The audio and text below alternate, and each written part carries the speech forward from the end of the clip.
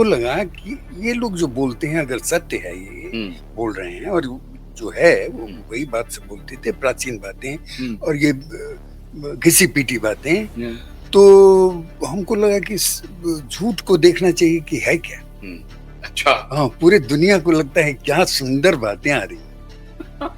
तो मैंने सोचा कि भाई ये तो गलत बात है, ये सत्य के खिलाफ तो जाना पड़ेगा, क्योंकि सत्य को मैंने माना कि वो एक तरह का इनक्लोजर है जिसके पार झांकना जरूरी है, नहीं तो आप कुछ कर नहीं पाएंगे।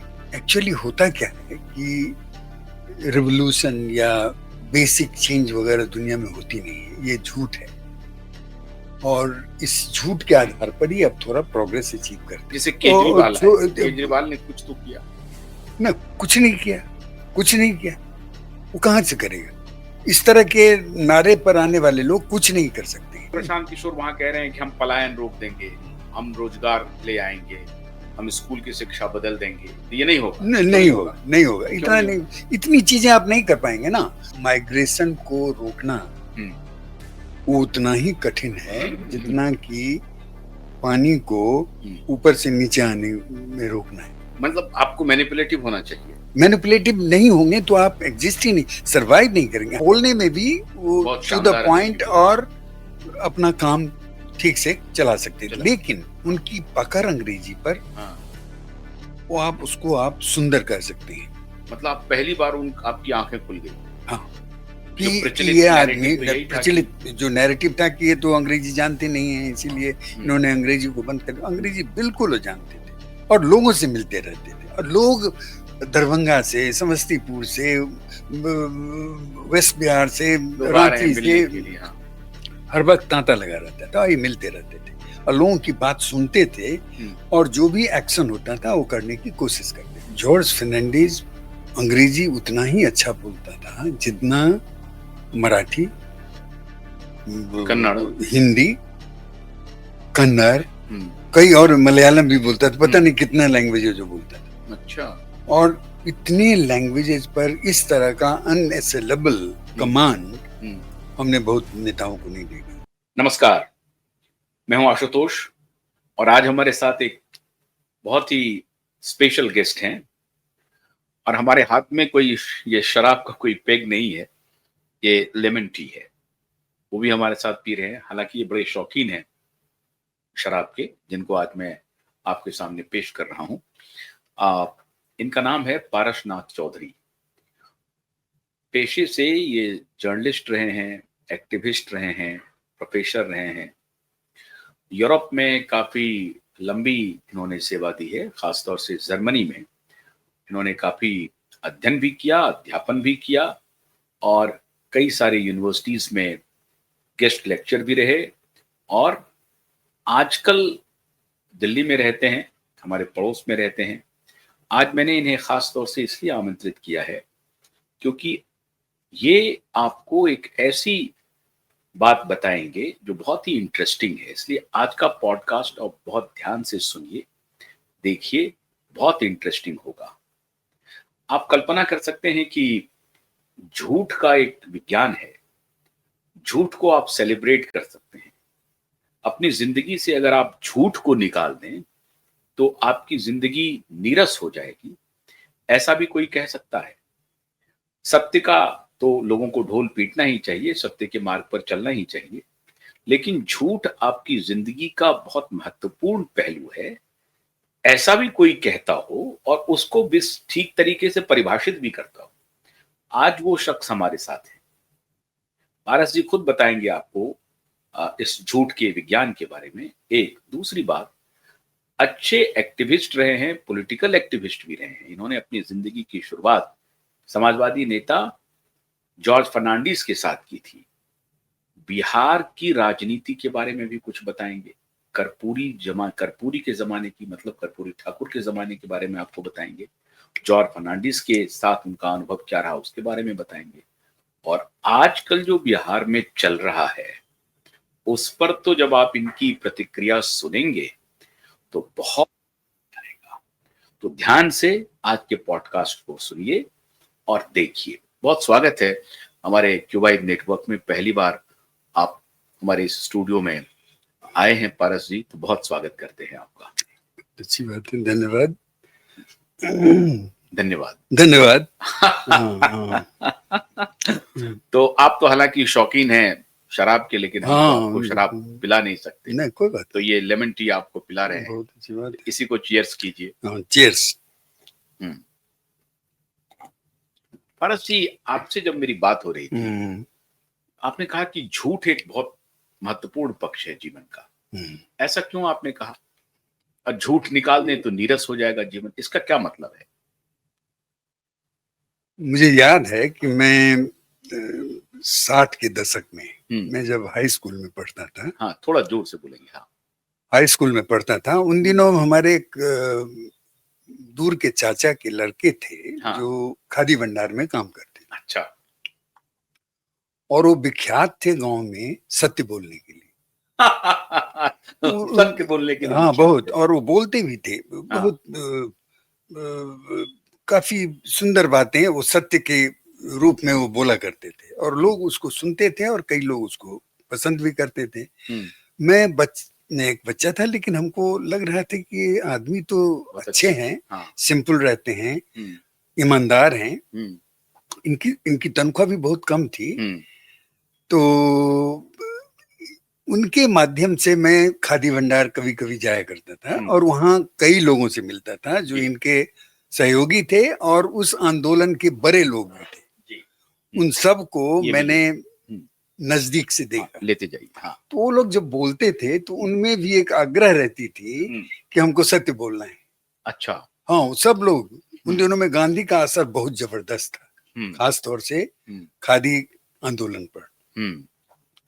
और क्योंकि गांधी विख्यात थे सत्य उद्घोषक के रूप में, तो वो लोग भी सत्य बोलते थे। लेकिन जब भी मैं सुनता था, मैं बड़ा छोटा था, हाँ, लेकिन हमको लगता था कि इनकी बातचीत का दायरा बहुत छोटा होता है, और उसको अंग्रेजी में आप कह सकते हैं प्यूनी होता है, और स्मॉल होता है, और उसका कोई गुंज नहीं होती है, और ये चीजों को समझ नहीं पाते हैं।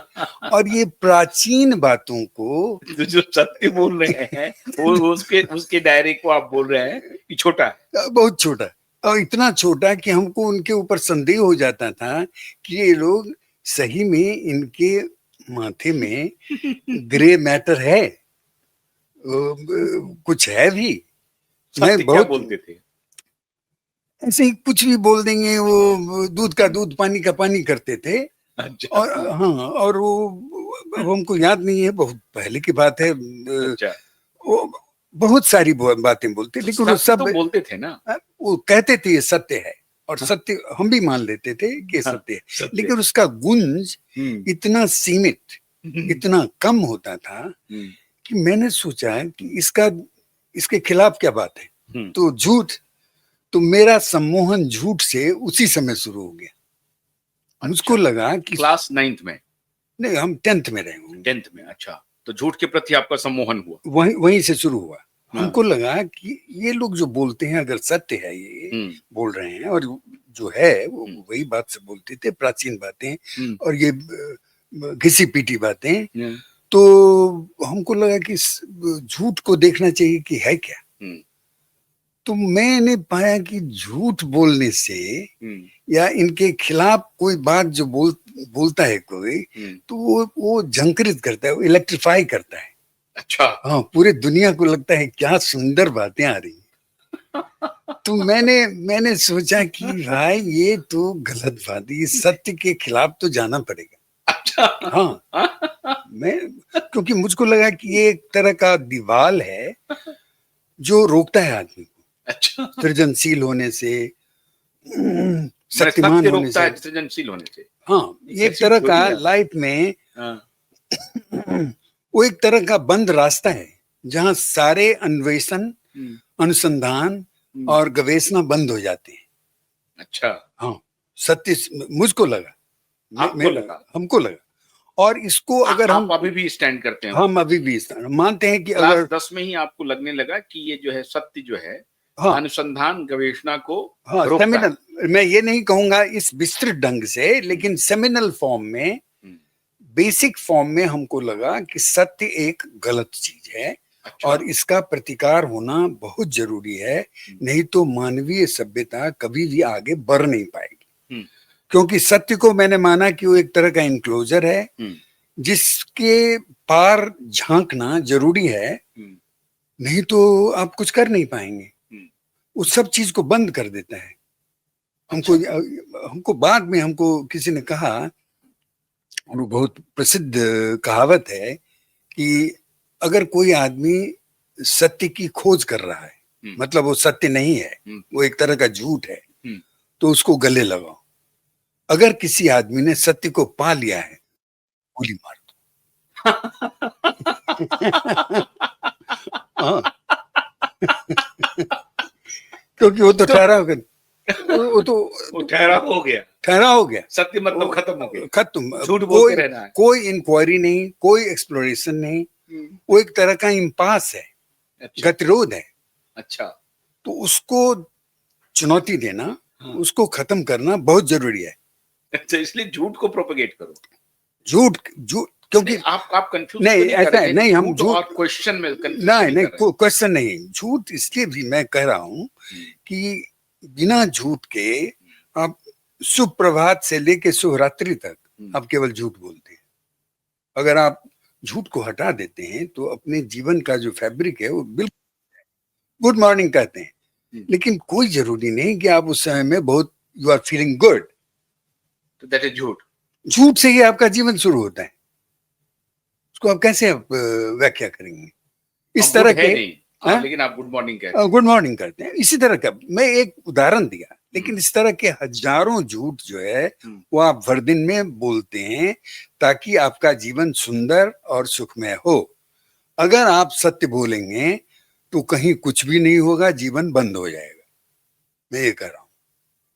अच्छा, जैसे मैं आपसे कह रहा हूं, आप कह रहे थे कि झूठ क्वेश्चन वगैरह ये सब, ये जो है ये जो आप बात कर रहे हैं, ये भारतीय भूभाग में आपको ये लगा कि आपने तो विदेशों में भी अपनी सेवा दी है? उतना ही झूठ विदेश में है जितना भारत में है। पूरे ह्यूमन काइंड जो है, ह्यूमन मैनकाइंड, वो हर जगह उतना ही झूठ बोलता है जितना दूसरे जगह, उसके बिना रह नहीं सकता।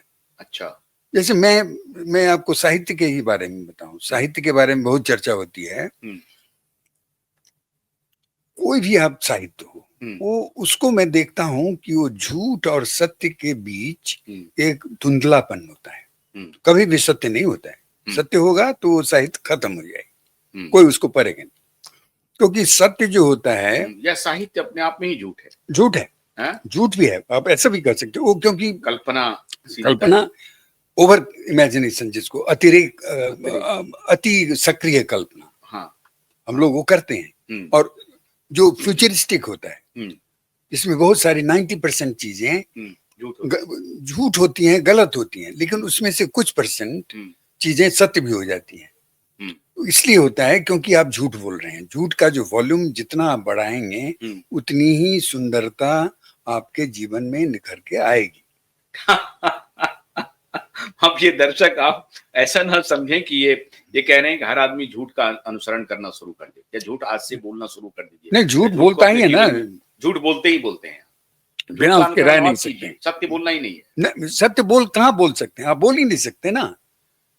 अच्छा। जो जीवन का जो संरचना है उसमें ट्रुथ हमको लगता है उन लोगों ने आविष्कार किया होगा जो मानव जाति को खत्म कर देना चाहते होंगे।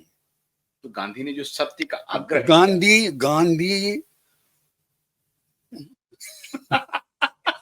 गांधी के बारे में आप जितना कम बोलें उतना ही। आज गांधी को दुनिया रिजेक्ट कर चुकी है, उसका कोई मतलब नहीं है। हमारे देश में बहुत गांधी की बात होती है, लेकिन कोई आदमी उसका अनुसरण नहीं करता है।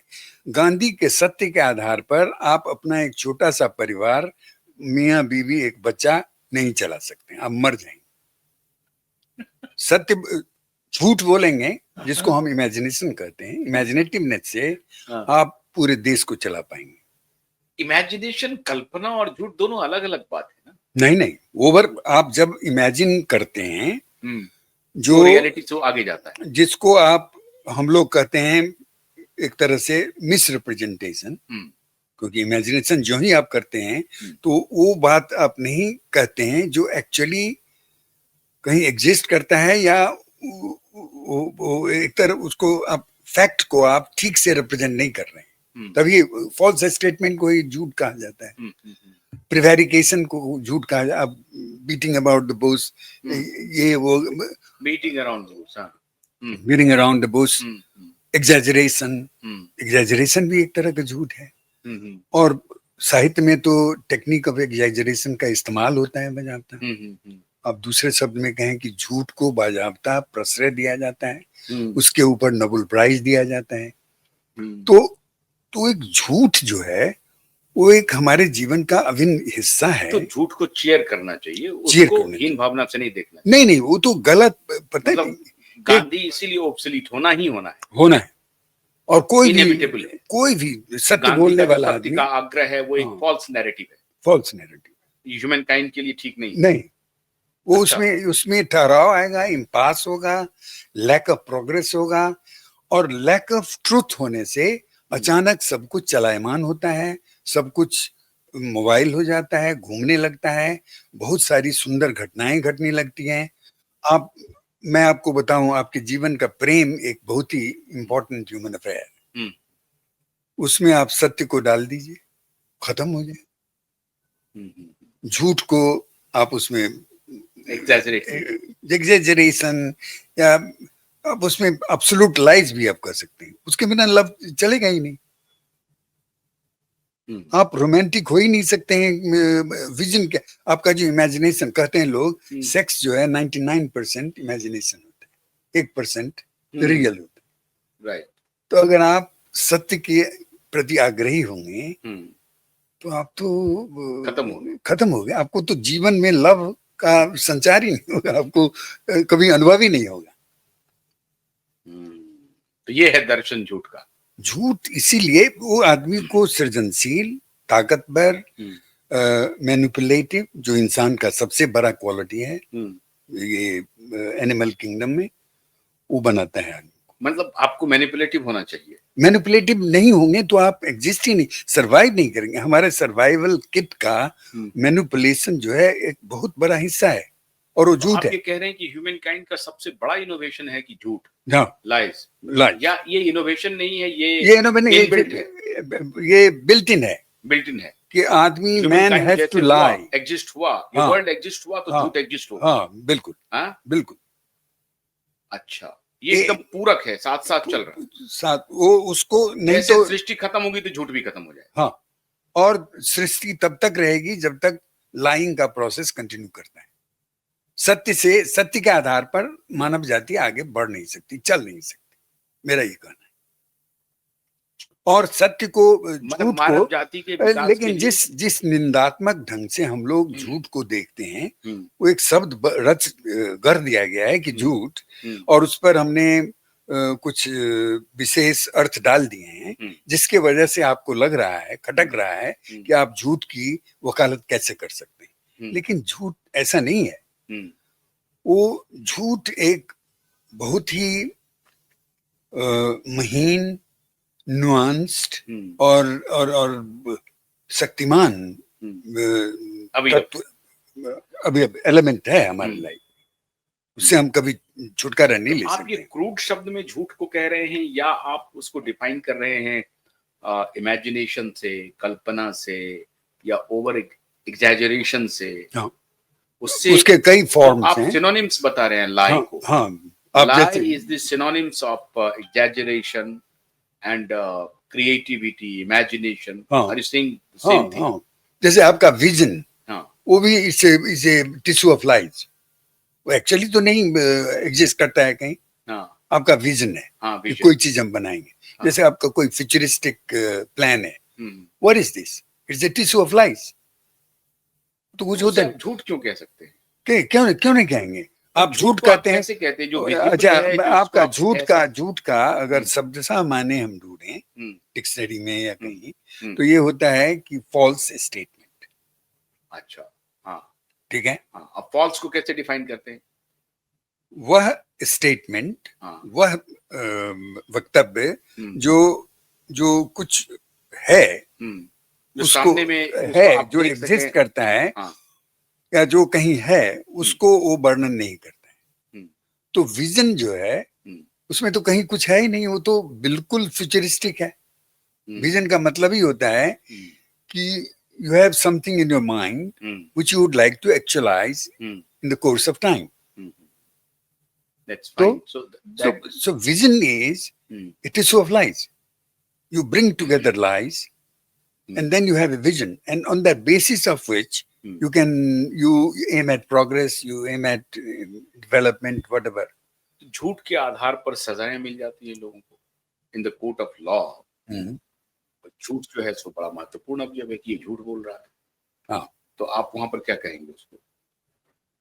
देखिए, झूठ और सत्य का कानून के क्षेत्र में हम्म, वो वो कुछ और है। उसका उसका हम यहाँ पर उसको नहीं डाल सकते हैं, क्योंकि हम्म, वो उससे बहस हमारा बिगड़ जाएगा। हम्म, मैं वहां कहूंगा हम्म, कि वहां भी हम्म, सत्य और झूठ के बीच लड़ाई होती है, हम्म, और झूठ हम्म, प्रिवेल करता है।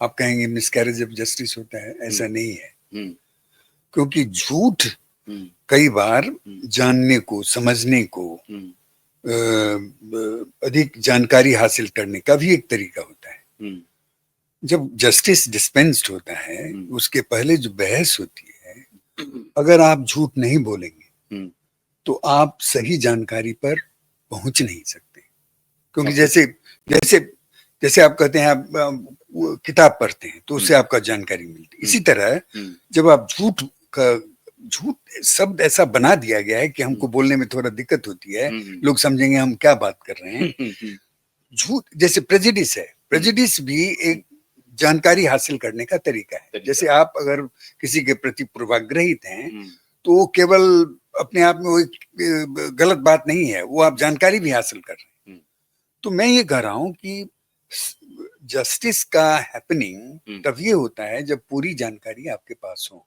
हम्म, उस जानकारी को हासिल करने में हम्म, जो लाई सर्टेन एलिमेंट ऑफ लाई है, लाइंग है, उसका बहुत उसका इंपॉर्टेंट रोल है। जैसे जेरा होती है, हम्म, उसमें बहुत सारे लाइज होते हैं, हम्म, बहुत सारे केस फाइल होते हैं, उसमें लाइज के होती हैं। हम्म, लेकिन वो कोई गड़बड़ नहीं, क्योंकि हमने लाई को ऐसा ये कर दिया है, उसका नाम ऐसा, उस पर इतना वजन डाल दिया है हम्म, कि जब मैं ये बात कर रहा हूं तो उसकी जो असली माने है उसको लोग नहीं समझ, कुछ और समझ, कहेंगे कि ये बकवास है। बकवास है, हाँ। हाँ, अच्छा, ये ऐसे ही है जैसे कई लोग मानते हैं हम्म, कि जो इक्वालिटी है हम्म, वो अत्यंत खतरनाक है, अच्छा, और इनइक्वालिटी जो है वो हम्म, समाज को ब्यूटीफुल बनाता है। वही है, क्योंकि इक्वालिटी का मतलब होता है हम्म, कि उसमें कोई सृजन नहीं होगा, हम्म, कोई मेरिट, कोई ये वो, पचासों चीजें आप कह सकते हैं, हम्म, आप नहीं हो पाएंगे। हम्म, इनइक्वालिटी अचानक डायनेमिक हो जाती है, हम्म, उसमें सब कुछ होने लगता है, समाज ब्यूटीफुल हो जाता है। जैसे इक्वल समाज हम्म, कभी भी हम्म, सुंदर समाज नहीं होता है, हम्म, इनइक्वल समाज बहुत सुंदर होता है, क्योंकि ह्यूमन मेरिट, ह्यूमन एक्सेलेंस वहां अचीव्ड होती है ऐसी स्केल पर हम्म, जो इक्वल सोसाइटी में नहीं होती। वहां सारा एक्सेलेंस खत्म हो जाता खत्म हो जाता है, और इक्वल सोसाइटी बोरिंग होती है, जैसे ट्रूथफुल सोसाइटी बोरिंग होती है।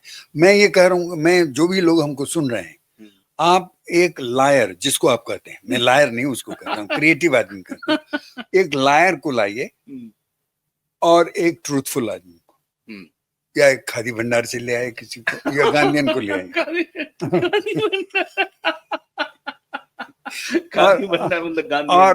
और उनको आप हाँ, एक के बाद दूसरे उनके साथ आप रूम में आधा घंटा बिताएंगे।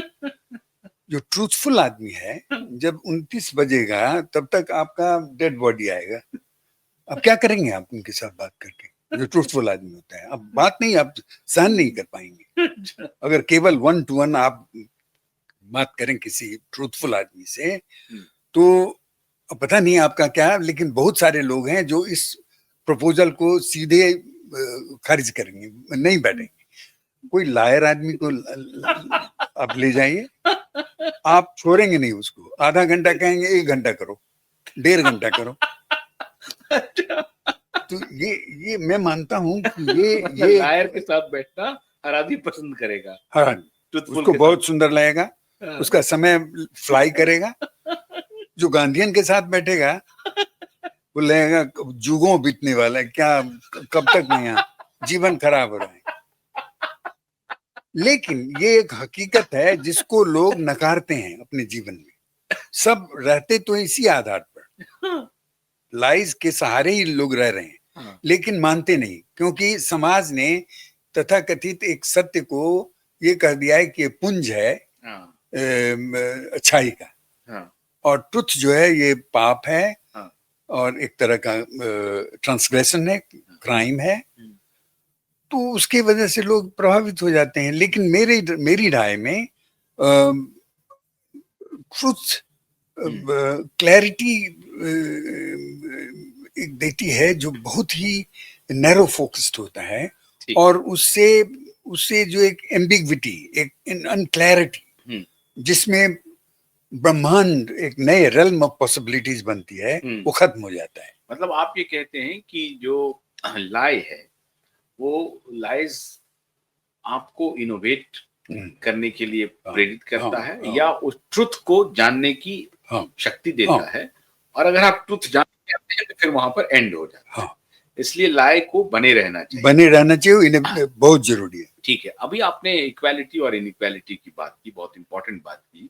तो अब मैं आपको आपका जो अपना कार्यक्षेत्र रहा है उस पर मैं आपको वापस लेके आता हूँ। हम अपने दर्शकों को बताएं कि पारसनाथ जी जर्मन लैंग्वेज के विद्वान रहे हैं, जर्मन भाषा में, या जर्मन को हिंदी और अंग्रेजी पढ़ाते रहे हैं। कई वर्षों तक इन्होंने यूरोप में अपनी सेवा दी।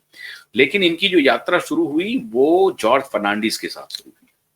कर्पूरी ठाकुर से ये के साथ इन्होंने काम किया, और अभी बिहार में कर्पूरी में हुआ है।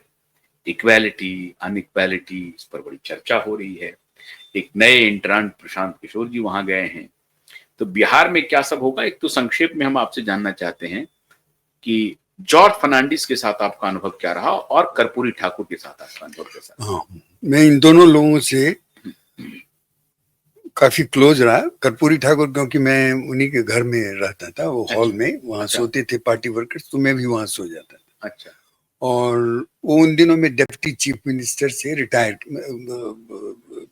नहीं थे, हाँ। थे ममाया सरकार में, और बीरचंद पटेल पर। तो हम वही सोते थे, रहते थे, और उनके किचन से कई बार हमको खाना वाना भी मिल जाता था। हाँ। तो कई बार जब वो एजुकेशन मिनिस्टर थे वो कैबिनेट में, तो देखते थे कि वो कुछ काम करते थे, तो हमको बुलाते थे कि भाई आप जरा आइए, हम डिक्टेशन आपको देंगे। तो मैं लेता था उनका डिक्टेशन। तो हमको जो सबसे बड़ा आश्चर्य लगा वो ये कि सभी लोग जानते थे कि कर्पूरी जी अंग्रेजी जानते नहीं है, बिल्कुल ही नहीं। और कर्पूरी डिवीजन का इजाद उन्होंने किया था, उन्हीं के नाम पर।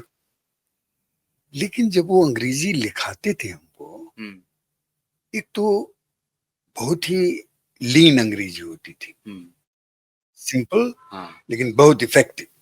अच्छा, उसमें कोई क्या स्टेशन की कमी होती थी, कोई बहुत बम्बार्डमेंट ऑफ नहीं, हाँ, बॉम्बास नहीं होता था, कोई जार्गन नहीं होता था। जो भी वो लिखाते थे सिंपल लेकिन टू द पॉइंट, और बहुत उस अंग्रेजी को आप सुंदर कहेंगे। अच्छा, और वो वही आदमी लिख सकता है। हाँ, वही आदमी लिख सकता है। कर्पूरी ठाकुर के साथ अपना समय बिताया। जिन किसी को भी ये शंका हो कि कर्पूरी ठाकुर, कर्पूरी डिवीजन वाले जो प्रचार है बिहार में आज भी कि कर्पूरी जी को अंग्रेजी नहीं आती थी या कम पढ़े लिखे इंसान थे, अब फर्स्ट हैंड एक्सपीरियंस आप सुनिए पारसनाथ चौधरी जी। और वो ऐसा कई हाँ, बोलने में वो उतना सक्षम नहीं थे, फ्लुएंट नहीं थे, फ्लुएंट या बोलते नहीं थे। हाँ, कभी उनको मौका भी नहीं ऐसा मिला पड़ता हाँ, था, लेकिन अगर वो बोलते, हाँ, मेरा अपना ये मानना है, हाँ, तो वो बोलने में भी वो बहुत टू द शानदार पॉइंट अंग्रेजी और अपना काम ठीक से चला सकते थे, चला लेकिन उनकी पकड़ अंग्रेजी पर हाँ, वो आप सुंदर कर सकते हैं। मतलब आप पहली बार आपकी आंखें खुल गई। हाँ, जो कि प्रचलित ये नैरेटिव आदमी तो यही था प्रचलित जो नैरेटिव था कि ये तो अंग्रेजी जानते नहीं है, इसीलिए इन्होंने अंग्रेजी को बंद कर दिया। अंग्रेजी बिल्कुल वो जानते थे, बहुत ठीक से जानते थे, और हमने तो दर्जनों बार उनसे डिक्टेशन लिया, हाँ, और क्योंकि वो शिक्षा मंत्री थे, हाँ, वो जब उसके बाद उन्होंने रिजाइन कर दिया था, तो उनको बहुत कुछ लिखना, बहुत सारे मास लीडर थे, तो हम फिर उनके साथ हम जाते थे मीटिंग कवर, एक अखबार थी पार्टी की, उसका मैं कॉरेस्पॉन्डेंट था। अच्छा, लोकमुख लोकमुख पटना से प्रकाशित थी। अच्छा, सोशलिस्ट पार्टी ऑफ इंडिया, संयुक्त सोशलिस्ट पार्टी ऑफ इंडिया उसको चल रही थी। देवीदत्त पोदार एडिटर हुआ करते थे, वो मारवाड़ी कॉलेज के हमारे यहाँ दरभंगा के प्रिंसिपल, वाइस प्रिंसिपल थे।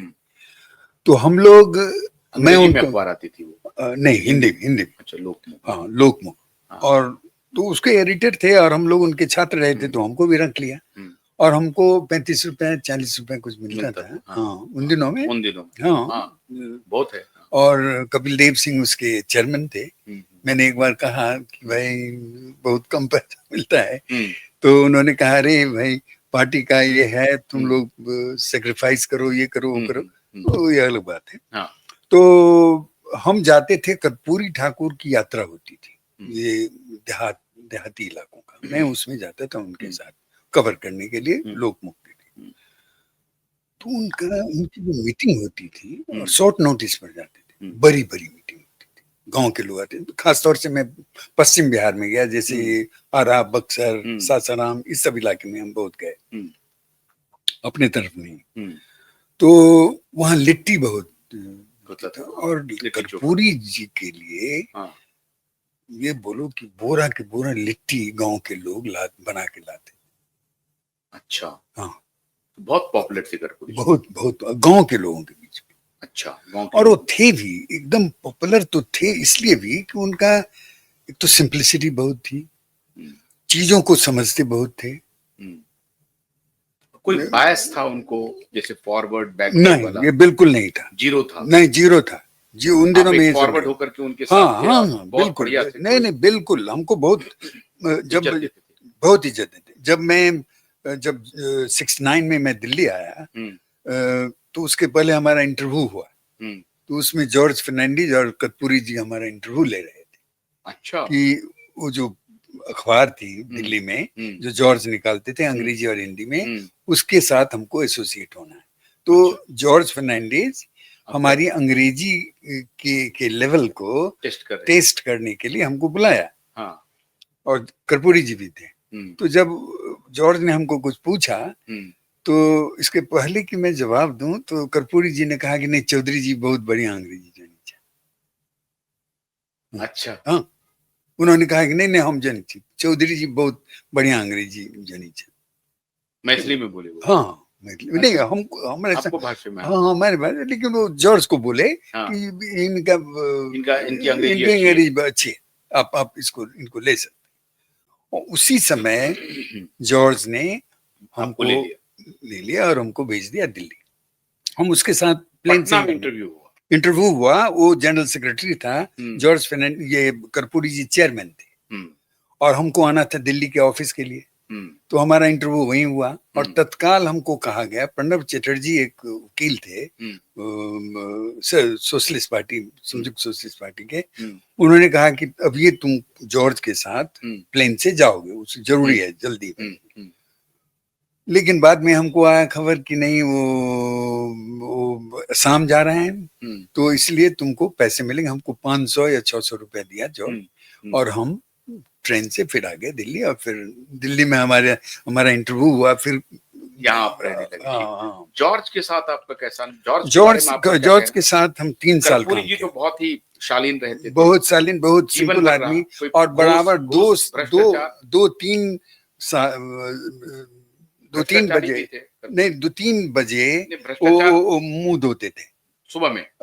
2-3 बजे, अच्छा, ये दिन में है भाई। अच्छा, दिन में 2-3 बजे मुंह धोते। हाँ, वो इतना फुर्सत नहीं होती थी उनको, कर्पूरी जी। या तो वो उनका एक स्टाइल थी, अब क्या थे हम नहीं कहेंगे, हाँ, लेकिन बराबर वो 2-3 बजे ही मुंह धोते थे और फिर खाना खाते। अच्छा, लोगों का बहुत तांता लगा रहता था। संयमित जीवन था वो, खान-पान में। क्या संजीवित असंजीवित जीवन था ना। 2 बजे आप मुंह धो रहे हैं, इसका हाँ। मतलब आपको कुछ खबे नहीं किए हैं। अच्छा, तो बिजी रहते थे और लोगों से मिलते रहते थे, और लोग दरभंगा से, समस्तीपुर से, वेस्ट बिहार से, लोग आ रहे हैं रांची मिलने से, के लिए। हाँ। हर वक्त तांता लगा रहता था, ये मिलते रहते थे और लोगों की बात सुनते थे, और जो भी एक्शन होता था वो करने की कोशिश करते थे। उस वक्त ये लालू वगैरह को आप जानने लगे? लालू पता भी नहीं था? नहीं, पता नहीं था उन दिनों में, कुछ नहीं था।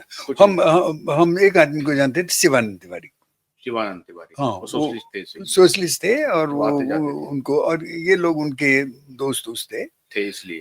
हाँ, तो हमको लालू फालू से। तो कर्पूरी ठाकुर को आप कह रहे हैं कि बहुत ही अच्छे नेता थे। हाँ, कथनी करनी में मेल था। हाँ, जीवन बहुत सादा था, बहुत सादा, और मतलब भारत रत्न के लायक हैं। हाँ, बिल्कुल है। हम क्यों नहीं, बिल्कुल है, बिल्कुल है। और उनको भारत रत्न दिए जाने पर मुझको लगा कि एक बड़ी गलती इस देश ने किया था। वो जो एक क्रिकेटर है उसको दे दिया था, वो खत्म हो गया। वो कौन था, वो जो क्रिकेट का भगवान? क्रिकेट तेंदुलकर, सचिन तेंदुलकर को देना। हाँ। जितनी बड़ी भूल थी, हाँ। उतनी ही बड़ी अच्छी चीज हाँ। कर्पूरी जी को देना था, इसलिए वो कैंसिल आउट हो गया, मैं मानता हूँ। अच्छा, उस क्रिकेटर को नहीं देना चाहिए था। अच्छा, खैर उस पर फिर हाँ, कभी हम करेंगे, कोई बात नहीं। हाँ, हाँ।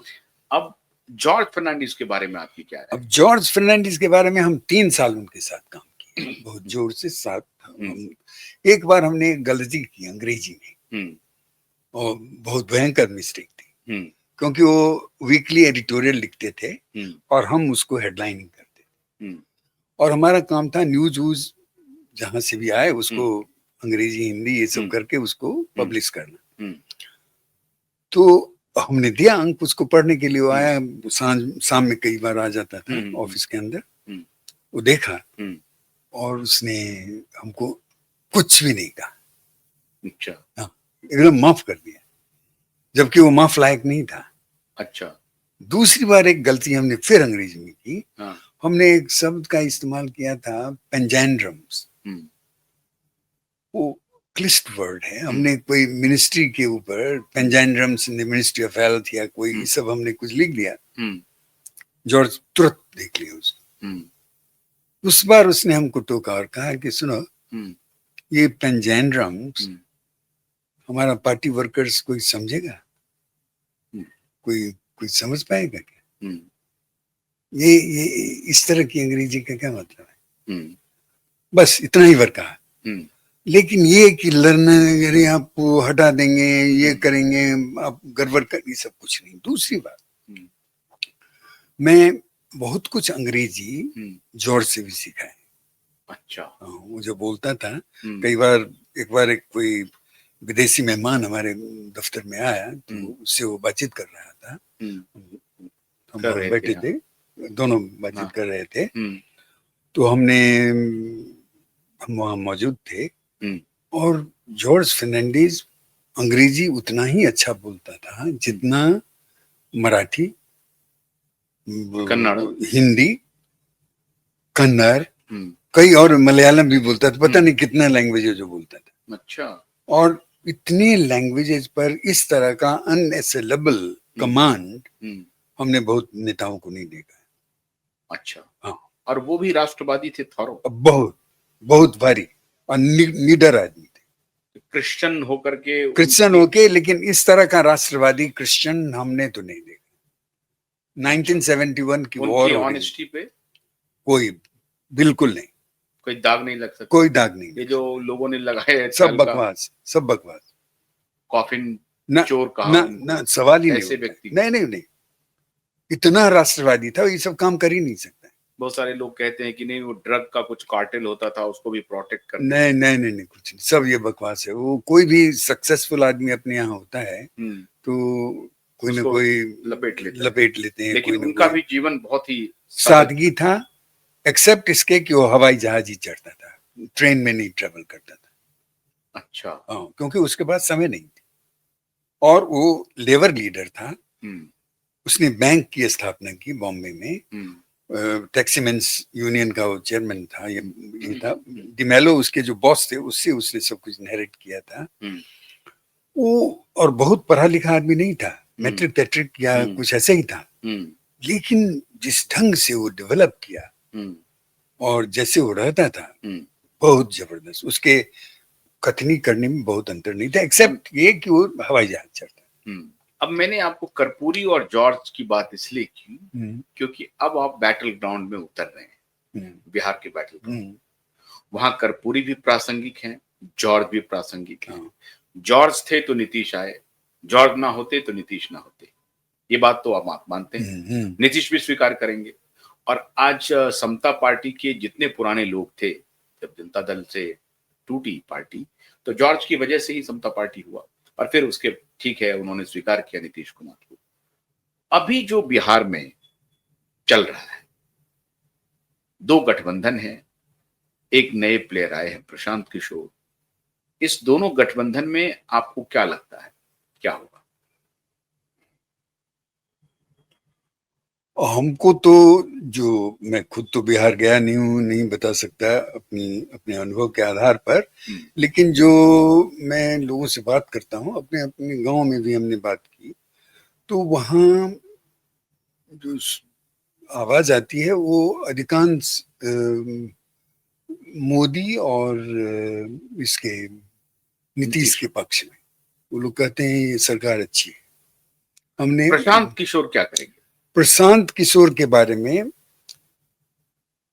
अब एक आदमी से हमारी बातचीत हो रही थी, वो कुछ वो कह रहे थे कि कुछ अपर कास्ट में कुछ वोट वो ले सकता है, और कुछ मुसलमान एक नई राजनीति लेके आए हैं। नहीं, इसके बाद ऐसा कोई हमको नहीं बोला है अभी तक कि वो एक बहुत ही नहीं, यंग यूथ तो उनके पीछे पागल है, यंगस्टर्स में कहा जा रहा है कि काफी। और प्रशांत अगर मान लीजिए बिहार को बदलना चाहते हैं, रिवाइव करना चाहते हैं, तो क्यों क्यों लोगों को आपत्ति हो रही है? आपत्ति नहीं होनी चाहिए, लेकिन मैं समझता हूं कि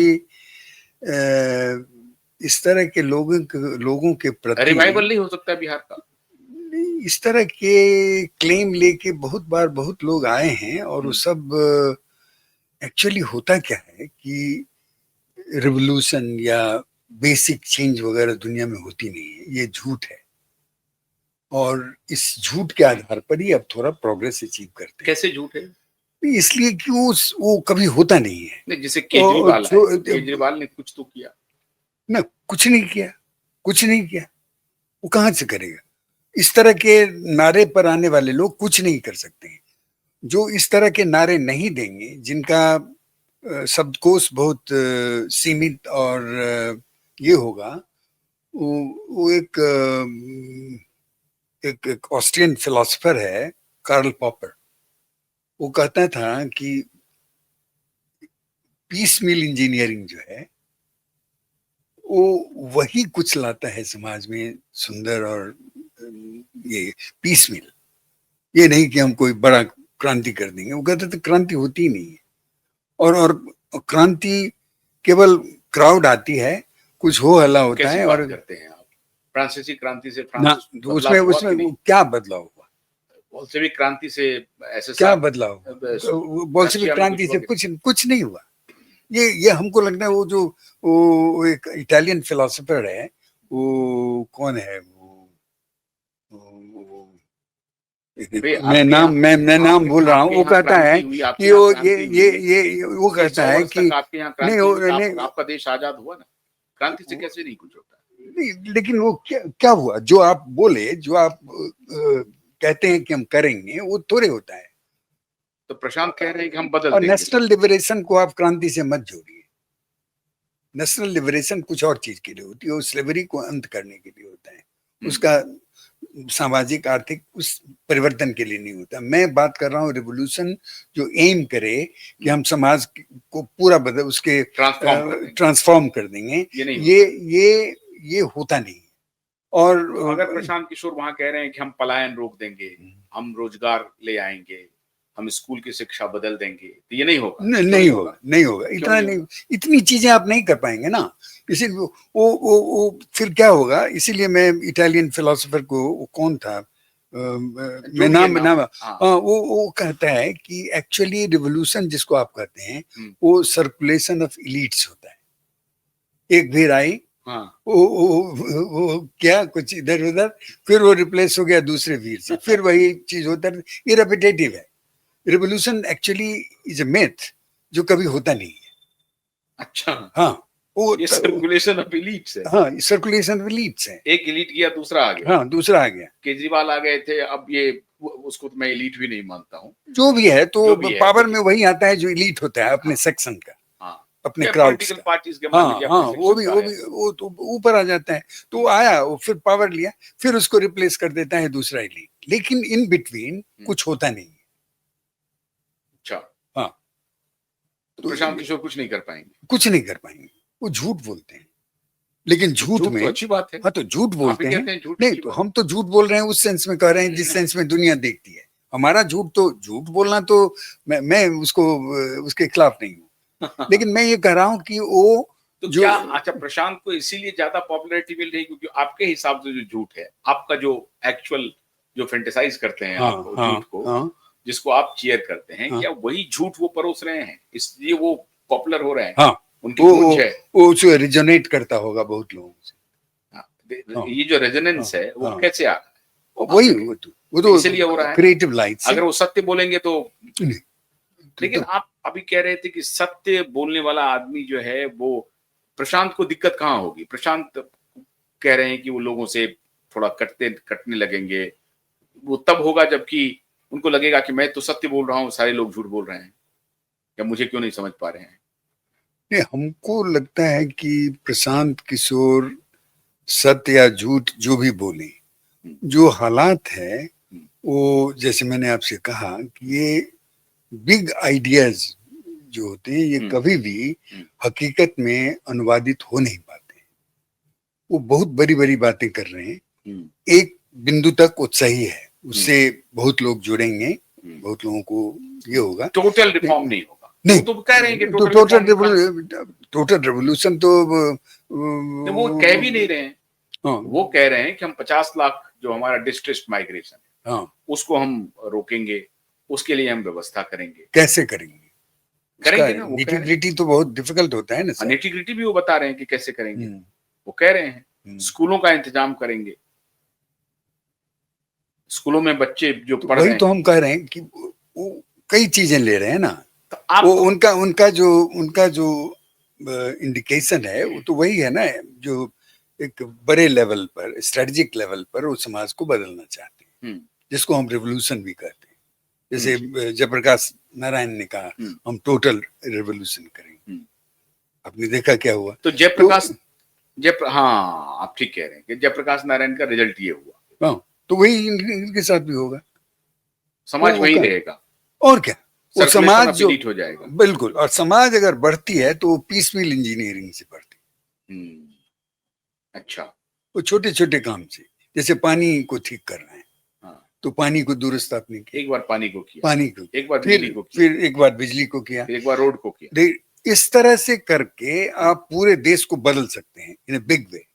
लेकिन जब आप स्ट्रेटेजिक लेवल पर कहेंगे कि हम बदलेंगे, वो नहीं होगा। वो अगर आप कह रहे हैं, लेकिन अगर मान लीजिए आप ही के हिसाब से कि झूठ जो है रेजोनेट, झूठ तो है, तो रेजोनेट तो करेगा, तो रेजोनेट करेगा तो ट्रांसलेट भी करेगा। नहीं, रेजोनेट करेगा तो झूठ का, पहली बात तो जो झूठ वो बोल रहे हैं उसको मान लें कि हम झूठ बोल रहे हैं। आप जिस टर्म हम इमेजिनेशन कर रहे हैं, उस टर्म में वो नहीं बोल रहे हैं। उस टर्म में वो कह रहे हैं कि हम सत्य बोल रहे हैं, हम ये कह रहे हैं कि ये डुएबल है। वो कह रहे हैं कि हम जो कुछ भी बोल रहे हैं वो दैट इज डुएबल। हम 50 लाख डिस्ट्रेस वर्कर को रोक लेंगे, जो 10-12 हजार रुपए की चाहत में बाहर जा रहे नहीं हैं, नहीं, उसको ये मैं रोक यहाँ भी हम कहें, हम्म, वो यहाँ पर हम आपको बताएं कि माइग्रेशन को रोकना हम्म, वो उतना ही कठिन है जितना कि पानी को हम्म, ऊपर से नीचे आने में रोकना है। वो ऐसा होता नहीं है। माइग्रेशन को आप रोक नहीं सकते हैं, चाहे आप कितना, आप अमेरिका क्यों ना बना दें। हम्म, अमेरिका से भी माइग्रेशन होता है, अमेरिका में माइग्रेशन होता है। दुनिया का कोई इलाका नहीं है जहां माइग्रेशन, ये झूठ नैरेटिव भी बनाया जा रहा है। तो ये जो, लेकिन वो तो कह रहे हैं कि माइग्रेशन को जो लोग पढ़ने के लिए जा रहे हैं, जो लोग रोजगार करने के, जो एस्पिरेशनल पॉपुलेशन है, वो तो जाएगा, उसको वो भी नहीं कह रहे हैं। वो कह रहे हैं कि हमारे डिस्ट्रेस जो है, हमारे अरे जो ये डिस्ट्रेस सब कौन कितना वो करेंगे, क्या उनके पास इतना रिसोर्सेज है, इतना ये है वो, क्या हमारा सोसाइटी मैथमेटिकली एग्जैक्ट है क्या? वो जो कह रहे हैं ये ह्यूमन मिलियंस ऑफ इमोशंस और फैंटेसीज और क्या क्या भरे हुए हैं लोगों में, वो कहाँ क्या जाएंगे, आप उसको रोक देंगे? और माइग्रेशन को रोकना वो तो बेसिक फ्रीडम को रोकने जैसे है। हम चूज करना चाहते हैं कि कहाँ काम करेंगे। आप कौन होते हैं माइग्रेशन को रोकने वाले?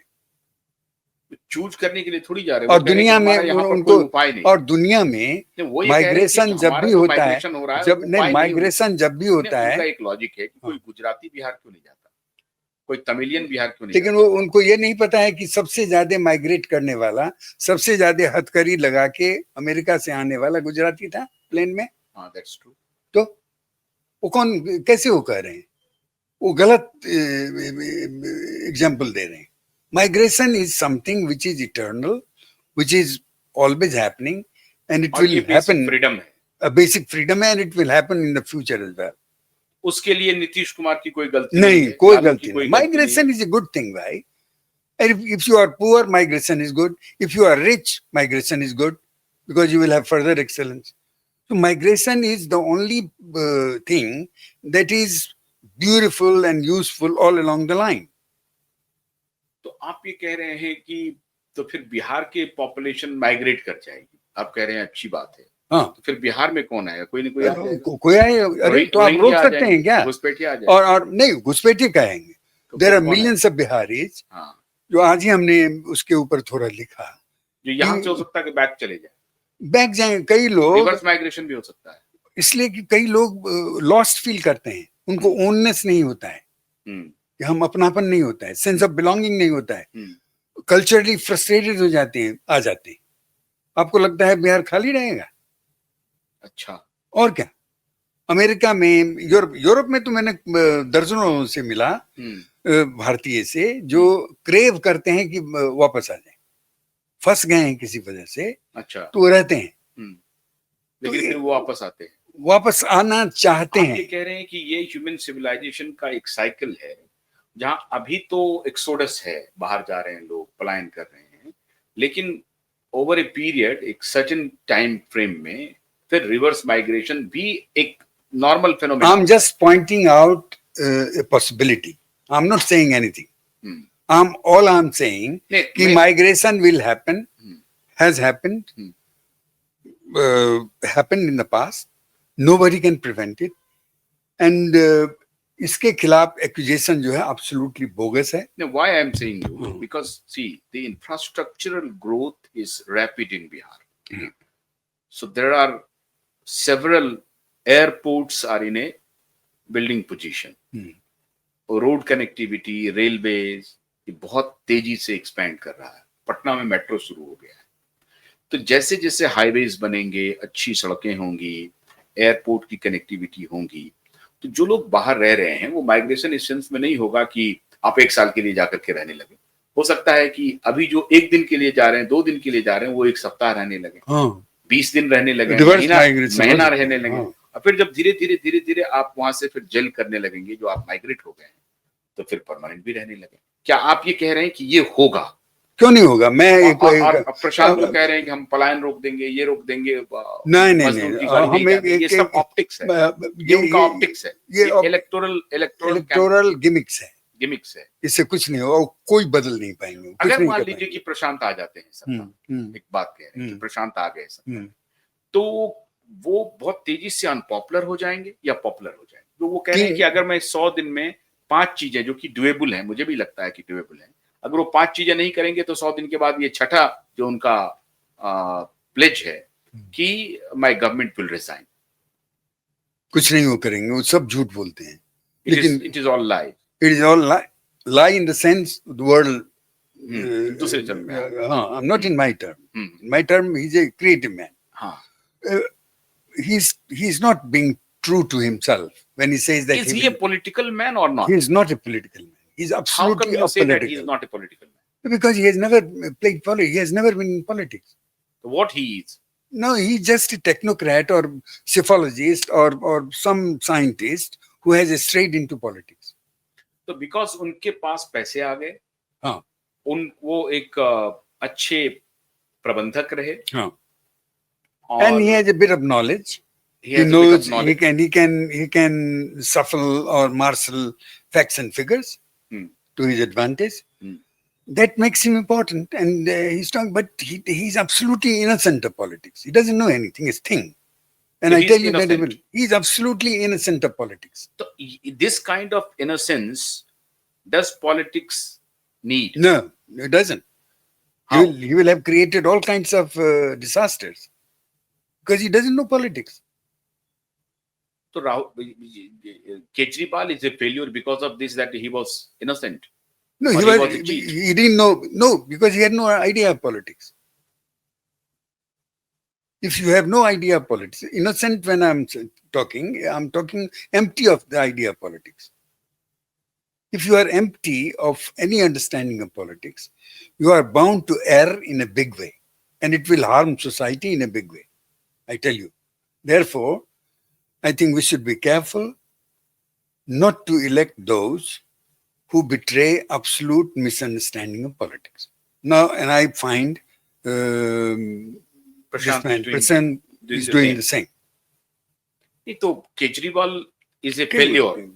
Not only failure, he was a disaster. Disaster. Ah, So you are saying that Prashant is going to be disaster. So no new thing will nothing. come in light. That I have told you that there is So nothing like radical change. तो आप ये कह रहे हैं कि radical change मतलब जो व्यवस्था बनी हुई है, स्थापित political पार्टियां करप्ट रहे, करप्शन करते नहीं, रहे, उसी में आपको इम्प्रूवमेंट, वेरिएशंस, उसी में आपको अमेंडमेंट्स वगैरह लाने हैं. कैसे करेंगे आप इनमें? वो होता है वो because of अच्छा, collision of various vested interests. अच्छा, सपोज अभी प्रशांत को मैं सुन रहा, प्रशांत ने कहा कि अगर मान लीजिए कि उन्होंने अच्छे कैंडिडेट दे दिए जिसमें आपको लगता है कि ये कर सकता है, आप उसे वोट दे दीजिए, तो इसमें कोई बुरी बात नहीं है. वो तो कह रहे हैं अगर मान लीजिए कि वो पॉलिटिकल बैटल में आए और उन्होंने एक रिपल क्रिएट किया, एक तरंग पैदा किया, उस तरंग का इम्पैक्ट स्थापित राजनीतिक पार्टियों पर हो रहा है, तो what is wrong in this? तो दैट वे वो भी तो इवॉल्व करवा रहे हैं पॉलिटिक्स को, वो भी तो रिफॉर्म करवा रहे हैं,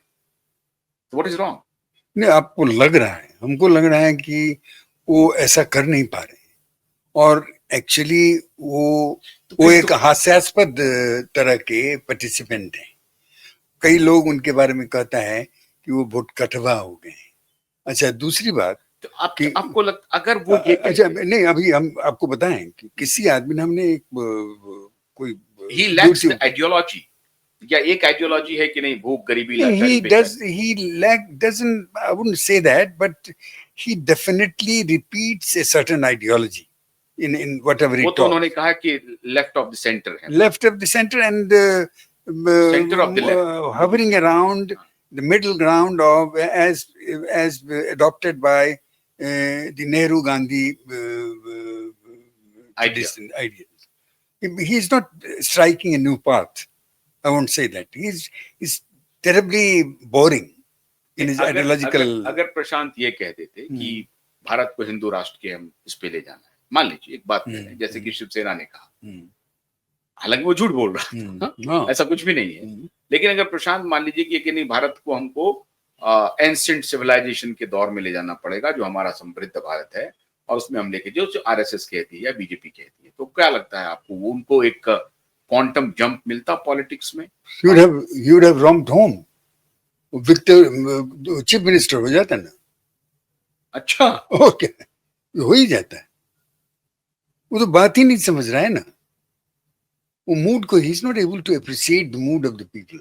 ही is repeat when he talks about Gandhi, Nehru framework, so he's boring. And when you look at his programs, look at his speeches, they are a tedious repetition of whatever Gandhi and Nehru has said. And Nehru was a fraud.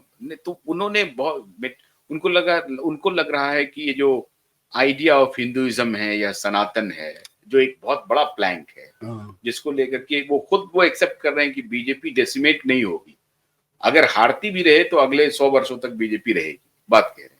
Because the party is aligned with very strong idea and the ideology, जो उसको इस तरह से जाने नहीं देगा, क्योंकि नली नहीं है, गली नहीं है, बिजली नहीं है, पानी नहीं है, रोड नहीं है, एम्प्लॉयमेंट नहीं है, लेकिन वो आइडिया है, सनातन है. नहीं, इसलिए तो बिजली हो जाएगी, पानी हो जाएगी, तो फिर वो तो देश तो रहेगा ना. हाँ. तो इसीलिए वो तो परमानेंट एक आइडिया है ना. हाँ. और उसके लिए थ्रेट भी है. मतलब है कि प्रशांत के पास कोई परमानेंट आइडिया नहीं. नहीं, कोई आइडिया नहीं. वो तो ऐसे ही है तो कि कांग्रेस के फेल्योर का ही कारण था, परमानेंट आइडिया नहीं था. क्या था? नहीं, वो कांग्रेस का भी वही था. सेकुलरिज्म जो है परमानेंट आइडिया नहीं है. सेकुलरिज्म परमानेंट ही नहीं है. एक ऐसा आइडिया है जो आपको बिल्कुल मैंने कंफ्यूज कर देता है समाज के बारे में, क्योंकि इंडिया तो कभी, ये तो यूरोपियन आइडिया है, ये क्रिश्चियन सिविलाइजेशन से इंपोर्ट किया हुआ आइडिया है. तो नेहरू और गांधी ने जानबूझ के इसको किया ताकि हिंदुस्तान कमजोर हो जाए, क्योंकि गांधी और नेहरू का ये सेक्युलरिज्म का जो आइडिया है, मैं उसे भी देखता हूँ, इसका भी कोई बहुत लंबा एज नहीं है. आपको ऐसा लगता है? नहीं, कुछ नहीं. अभी यूरोप में खुद वहां पर अंडर प्रेशर आ गया है. फ्रांस में अभी देखिए कि फार राइट, जब से फार राइट इसलिए आता है कि आपने मुसलमानों को आने दिया, और फिर वो वहां पर अभी ब्रिटेन में टेंशन है सब जगह. तो वो जाएंगे तो अपनी बात करेंगे, आप अपनी बात करेंगे, फिर आपका जो एक सेकुलर फ्रेमवर्क है वो अंडर प्रेशर आ जाता है. और लोग भी जाएंगे, अभी मुसलमान के कोई और जाएंगे, तो फिर तो प्रॉब्लम तो हो जाएगा. आप ये कह रहे हैं कि प्रशांत का ये जो आइडिया है उसमें कोई नयापन नहीं है. नहीं. और somehow it looks that it is a political immaturity that and he doesn't buy any idea which will survive after all these basic problems like employment and और ये सब इटर्नल इश्यूज हैं, एम्प्लॉयमेंट और प्राइस राइज और ये सब. अगर आप किसी को 12,000 की नौकरी देंगे तो फिर वो कल 50,000. और क्या? अभी यूरोप में इसलिए सरकारें गिर जाती हैं कि कॉस्ट ऑफ लिविंग बढ़ गया है. इंग्लैंड नहीं, इतना ही नहीं, हाउस रेंट बढ़ गया है. अरे तो ये सब चीज जाती है कि ये तो इटर्नल प्रॉब्लम है. अच्छा, तो that is the basic problem, because I wanted to codify it कि प्रशांत लैक कहां कर रहे हैं, मैंने डिकोड इट. हमको एक तो मैं ये मानता हूं कि जब कोई आदमी ये प्रॉमिस करे कि हम रेडिकली चेंज कर देंगे सोसाइटी, तो इसका मतलब है उसमें सब्सटेंस की कमी है. इसका मतलब वो चीजों को समझ नहीं रहा है. रेडिकल चेंज इम्पॉसिबल है, वो हो नहीं सकता. अच्छा, तो वो इवॉल्व होता है और अमेंडमेंट्स और वेरिएशंस चेंजेस ये सब होता है. नीतीश कुमार एंड मोदी स्लोली उसी में रहते हुए थोड़ा पॉकेट ठीक करते वो चेंज और इसीलिए एक सेंसेशन ऑफ गोइंग फॉरवर्ड अभी देश के अंदर है, क्योंकि मोदी ने उसको क्रिएट किया है. कुछ इधर करके and there is a sensation. कोई रेडिकल रिफॉर्म की नहीं, वो कोई रेडिकल, मोदी रेडिकल है ही नहीं, किसी चीज में कोई रेडिकल चीज नहीं करता है. तो पॉलिटिक्स में आपको प्रायोगिक बनना पड़ेगा, प्रयोगधर्मी बनना पड़ेगा. प्रयोगधर्मी, लेकिन इन ए प्रैग्मेटिक वे. प्रयोगधर्मी ये नहीं कि आप बहुत प्रैग्मेटिक वे, कोई फ्लरिश के साथ आप ऊपर आ जाएंगे, ये नहीं हो. ऐसा नहीं होने वाला. नहीं. तो प्रशांत अगर किसी आइडिया को ओढ़ ले, अब ओढ़ने का भी वक्त नहीं है. नहीं. तो प्रशांत विल बी फिनिश्ड. उसके बाद कहां से 5 साल कहां से? अभी मान लीजिए कि 5-10% लोगों को वो आंदोलित कर रहे हैं. मान लीजिए अनएम्प्लॉयमेंट एक बड़ा इशू है, ठीक है, पलायन एक बड़ा इशू है, गरीबी एक बड़ा इशू है. तो इसका लेकिन एक लाइफ होता है, एक सर्टेन लाइफ है, उसके बाद ये नहीं चल पाएगा। लेकिन अगर वो ये करेंगे, अगर 10% लोगों को मोबिलाइज कर लिया अपने क्योंकि जैसे पक्ष देखिए में, कि आप नहीं सुन लीजिए, अगर तो आप इसमें पिछड़ा होकर इसमें यही होगा कि जो एनडीए है वो 70% 80% सीट ले लेगा। अच्छा, हाँ, हमको तो यही लगता है। अगर ये 10% हम्म 15% लोगों को अपनी तरफ खींच लिए, हम्म अब मुसलमानों को भी खींच लिया थोड़ा, हम्म तो ये तो एनडीए 70% जो 160 की 70% बात, वो 100 200 250 पता क्यों नहीं 300 उसमें सीट बीजेपी लेगा। का वोट नहीं कटेगा? नहीं, काहे कटेगा? बीजेपी के यंगस्टर्स जो ना हैं ना या जेडीयू के ना यंगस्टर ना उधर नहीं ना जाएंगे नहीं, वो प्रशांत के बहुत साथ में फर्क नहीं पड़ेगा। बहुत बीजेपी अपर कास्ट से भी बहुत वोट वो नहीं ले पाएंगे। वो लेंगे तो वही वो जो गरीब गुरेबा और ये सब का, तो वो हमको लगता है कि उसमें दिक्कत हो सकती है महागठबंधन को। ये वो ही जे तो इसका मतलब दो आइडिया जो है, जो चल रहा है, एक तो रिलीजन का आइडिया चल रहा है, और क्या ये कास्ट का जो आइडिया है इन लोगों की मजबूरी है? हाँ that is beyond these issues, है हाँ ना, हाँ भुखमरी, हाँ बेरोजगारी, हाँ इसके हाँ बियॉन्ड हाँ है। हाँ और इसीलिए उनको ये कास्ट कास्ट, अभी जो राहुल गांधी जो कास्ट का जो ये नैरेटिव हाँ शुरू कर हाँ रहे हैं, हाँ, वो तो वो उसमें दम होगा। दम होगा, लेकिन वो अब ये देखना पड़ेगा कि रिलीजन कास्ट को काट पाता है कि नहीं। लेकिन बहुत अगर बड़ी चुनौती होगी उनके पास। अगर लेकिन अगर अगर नहीं ये, नहीं, मैं ये पूछ रहा हूँ आइडिया के लेवल पर, अगर राहुल गांधी इसको, इस नैरेटिव को हाँ, पॉलिटिक्स में, पॉलिटिकल रियलिटी के हिसाब से, मैं आप ही के थॉट को मैं आपके सामने रख रहा हूँ कि आप कहने की नहीं, एक आइडिया का होना जरूरी है। तो आइडिया अगर मान लीजिए राहुल गांधी लेके आ रहे हैं, that that idea belongs to caste वाला कास्ट, आइडिया राहुल गांधी का है नहीं। तो वो लेकिन चलेगा हम नहीं, वो फुस हो नहीं, नहीं, जाएगा। इसलिए कि अगर ग्रैंड मोबिलाइजेशन होता है समाज का, हम्म तो जो नैरो फैक्टर्स हैं वो हम्म स्वेप्ट साइड हो जाती अच्छा, है। ये है 1971 में इंदिरा गांधी के खिलाफ सब हम्म लोग, ग्रैंड मोबिलाइजेशन हुआ, इंदिरा हम्म गांधी 2/3 पता नहीं कितना मोबिलाइज कितना वोट से आ गई थी। हम्म 1980 80 में हुआ मोबिलाइजेशन, 80 आफ्टर मोबिलाइजेशन हुआ, जस्ट ये इमरजेंसी। इमरजेंसी, तो हम्म उसमें भी आपने देखा। हम्म तो नैरो फैक्टर्स स्वेप्ट साइड हो जाएंगे। हम्म लेकिन ये देखना है तो कि क्या प्रशांत ग्रैंड मोबिलाइजेशन कर पाएगा? कहाँ कहाँ से करेंगे वो क्योंकि तो। उनके पास वो आइडिया ही नहीं नहीं है। नहीं नहीं, आइडिया के अलावा उनके वो पास गरीबी बेकारी जो है इटर्नल इशू है ये, इंटरनल इश्यूज है उसका। उस पर दस मान लीजिए परसेंट कि पंद्रह कुछ परसेंट हो गया। मोबिलाइजेशन हो सकता है। हाँ इसके बाद क्या करेगा प्रशांत? अगर ये नहीं चला, हाँ, फिर क्या करेगा? इसी को वो एक्सप्लोर करता रहेगा, क्योंकि कह रहे हैं कि नहीं, हम अगले 10 साल तक हम रहेंगे, नहीं हम वो अलायंस नहीं, नहीं वो करेंगे। खत्म दो हो तीन जाएंगे। फैक्टर्स तो है, नहीं एक्स वो फैक्टर, नहीं नहीं कि हम नहीं अलायंस नहीं करेंगे किसी नहीं से, नहीं, वो नहीं करेंगे जो भी करें। लेकिन दोबारा हम उनका चुनाव में नहीं, जाएंगे, लेकिन 10 वर्ष तक हम काम ऐसा है करेंगे। कि इस तरह के पार्टियों का मोर्टेलिटी रेट बहुत हाई होता है। आते हैं जाते हैं वो चले जाते हैं। ये पार्टियों को सस्टेन करना मामूली बात नहीं है, हम्म। बहुत मुश्किल काम है। लेकिन अगर उन्होंने मुश्किल काम को ही बना लिया है, तो कम हाँ, से कम इसके लिए तो तारीफ करनी चाहिए। तारीफ करते हैं, लेकिन आप स्टेटस कोइस्ट तो नहीं है? नहीं नहीं, आप नहीं ऐसा लगता है नहीं कि नहीं, नहीं आप कोई नए प्रयोग को आप सपोर्ट नहीं, नहीं करते? हमने हमने अब हकीकत की बात की है कि एक्चुअली नथिंग हैपेंस। तो वी अगर टॉक अगर about Prashant it, we Prashant radical change की बात कहाँ कह रहे हैं? वो तो 2-3 सेक्टर्स में कह रहे हैं कि हम चेंज करेंगे, कहाँ रेडिकल तो आगे करेंगे। क्या वो कह रहा है कि पलायन रोकेंगे। कहाँ से पलायन तो बड़का एक बड़का चेंज है भाई। उसको एक तो पलायन को आप रोकेंगे कैसे? अनप्रिवेंटेबल है। ये भी अच्छा, ये भी वो गलत बात कर रहे हैं। उसमें बहुत सारे फैक्टर्स होते हैं। पलायन में मान लीजिए किसी का भाई Even बाहर if you रहता है। become the most rich or हाँ, most prosperous society on the planet, hmm migration will happen. Hmm. How can we stop that? अच्छा, वो मान लीजिए वो ये कह रहे हैं कि जो फोर्स्ड माइग्रेशन है, फोर्स्ड माइग्रेशन मतलब कि जो परेशान है, परेशानी में जा रहा है, तो परेशानी में भी उनको कोई एवेन्यू मिलता है तभी तो वो जाता है। मान लीजिए किसी का भाई कहीं बाहर रह रहा है, उसका कोई भाई बाहर गांव में है, तो वो वहां पहुंचा हुआ है, तो वो उसके लिए अगर अपॉर्चुनिटी क्रिएट करेगा तो 12,000 जो देगा वो वहां रह जाएगा। ये दोनों के बहुत सारे फैक्टर्स काम करेंगे ना। एक और बात जो कम हुई है माइग्रेशन का, जितना भी लोग बात कर लें, अभी एक जो बड़का पुश फैक्टर था एब्सोल्यूट मिजरी का, इकोनॉमिक मिजरी, वो तो खत्म हो गया है। वहां एब्सोल्यूट पॉवर्टी तो है नहीं। लोगों के पास खाना पीना मिलता ही है, सबके पास कैश भी है। अभी कोई हमको कह रहा था कि अभी घर बैठे आपको 15,000 रुपए मिलता है, कैश आता है। तो तो काहे का आप जाएंगे माइग्रेट करेंगे भाई? किस बात के लिए? तो ये बेकार बात है। वो बेकार हमको लगता है कि, और हमने एक जनरल बात की, हम स्टेटस कोइस्ट या रेडिकल, हम ये अपने को कुछ नहीं कह रहे हैं। हम केवल ये कह रहे हैं कि अगर इतिहास देखो तुम, ये तथाकथित क्रांतियों का, तो इनसे कुछ होता नहीं। 1 इंच भी समाज आगे या पीछे नहीं हटती। रूस में भी देखा, सब जगह देखा, कहीं कुछ नहीं होता है। चीन में हमने देखा।